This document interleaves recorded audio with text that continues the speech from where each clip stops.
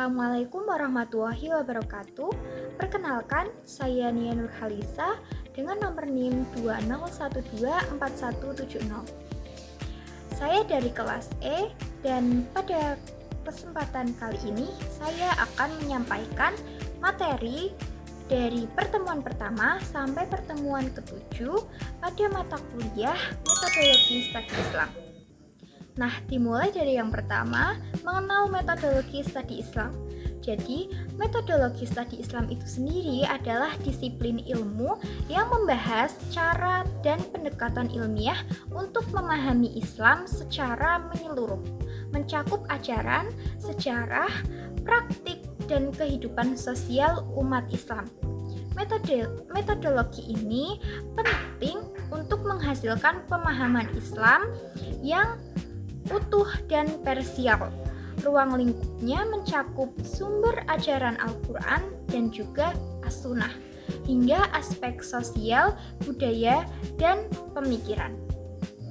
Materi yang kedua ada sejarah pertumbuhan dan perkembangan studi Islam. Nah, studi Islam ini tentunya terus berkembang, mencakup aspek keagamaan dan keilmuan. Al-Quran dan hadis menjadi dasar normatif, sementara pendekatan rasional dan kritis digunakan untuk memahami realitas sosial, dan perkembangannya itu dimulai sejak masa Nabi SAW hingga muncul lembaga seperti Al-Azhar. Pemikiran tokoh seperti Ibnu Rushd dan Ibnu Sina menjembatani ilmu Islam dan Barat, menjadikan studi Islam kini sebagai kajian global yang komprehensif dan kontekstual. Materi yang ketiga tentang agama dan kehidupan manusia. Agama adalah bentuk penghambaan manusia kepada Tuhan, melibatkan unsur Tuhan, manusia, juga ibadah. Dalam Islam, manusia dipahami sebagai makhluk biologis, sosial, dan berakal. Agama penting karena manusia memiliki fitrah beragama dan keterbatasan memahami hal metafisika. Di era modern, tantangan beragama muncul dalam bentuk krisis spiritual, pengaruh teknologi, degradasi moral, dan penafsiran ekstrim akibat rasionalitas berlebihan serta arus digital. Nah, sampai kepada materi yang keempat, yaitu karakteristik dimensi Islam. Islam sendiri itu berasal dari kata salimah yang arti selamat dan aslama yang artinya tunduk kepada Allah. Seorang muslim adalah orang yang taat pada ajaran Allah berdasarkan Al-Quran dan As-Sunnah. Islam mengajarkan toleransi, keseimbangan dunia dan akhirat, serta ketundukan dalam ibadah.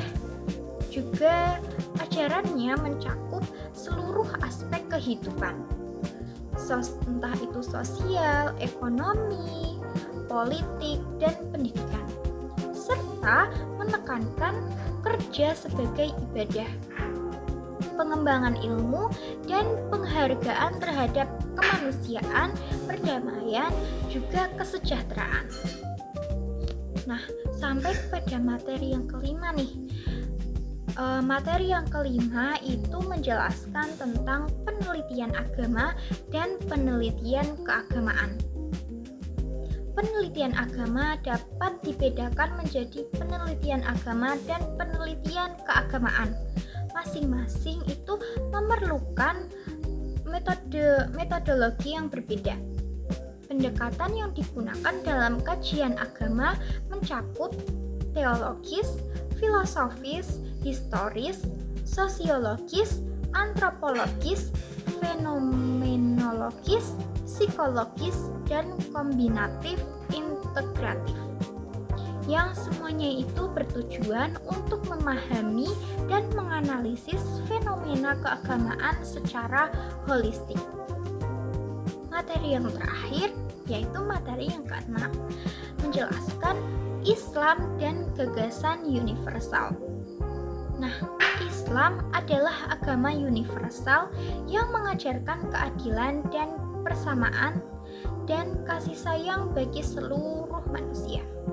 Ajarannya menekankan keseimbangan antara keimanan dan kemanusiaan untuk mewujudkan masyarakat yang toleran dan berkeadaban sesuai prinsip rahmatan lil alamin.